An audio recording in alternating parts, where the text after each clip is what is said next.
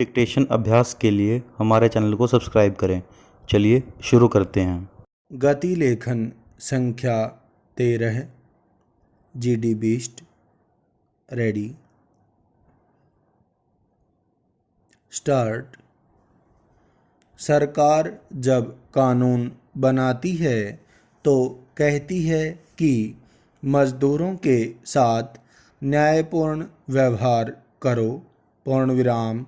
तो यह जिम्मेदारी सरकार के ही ऊपर आ जाती है कि वह स्वयं न्यायपूर्ण मालिक बने पूर्ण विराम।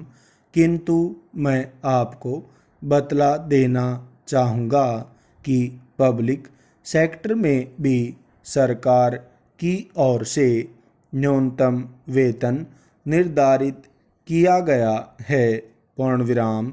हमारे महाराष्ट्र में और मध्य प्रदेश में कोयला खानों में काम करने वाले मजदूरों को काफ़ी मेहनत करनी पड़ती है, धूप में काम करना पड़ता है।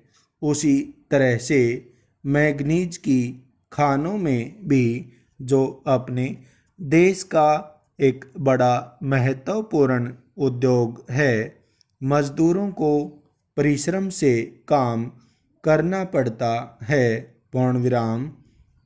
हमारी हिंदुस्तान की सरकार ने 3 साल पहले उनका वेतन निर्धारित किया पूर्ण विराम। आप जानते हैं कि जो मजदूर होते हैं उनको खाने को भी ज़्यादा लगता है, तो इतने में वह कैसे पेट भर सकते हैं। प्रश्नवाचक। इतनी मजदूरी निर्धारित किए हुए 3 साल बीत गए हैं, फिर भी उनके वेतन में कोई वृद्धि नहीं हुई है।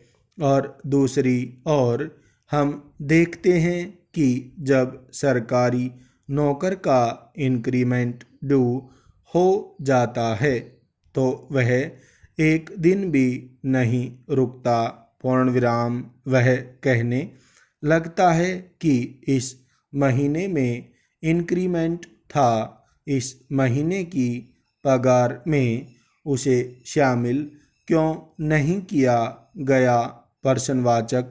दूसरी तरफ मजदूरों की वही मजदूरी है जो कि बहुत साल पहले निर्धारित की गई थी पूर्ण विराम। महंगाई बढ़ती जा रही है मगर उसके वेतन में वृद्धि न के बराबर है पूर्ण विराम। मैं यह कहने जा रहा था कि एक तरफ वे मजदूर हैं जिनको कि अच्छा वेतन मिलता है, जिनको कि छुट्टियां भी मिलती हैं, जिनको मेडिकल की सुविधा है, जिनको कि सारी सुविधाएं मिलती हैं। और दूसरी ओर वे मजदूर हैं जिनको कि काम करने के बाद भी निर्धारित वेतन कभी पूरा नहीं मिलता है पूर्ण विराम। श्रीमन, मैं आपके सामने बीड़ी उद्योग के मजदूरों का जिक्र कर रहा था पूर्ण विराम। उसे कोई बोनस नहीं मिलता है, उसे कोई छुट्टी नहीं मिलती पूर्ण विराम, उसे अन्य कोई सुविधा भी नहीं मिलती है पूर्ण विराम।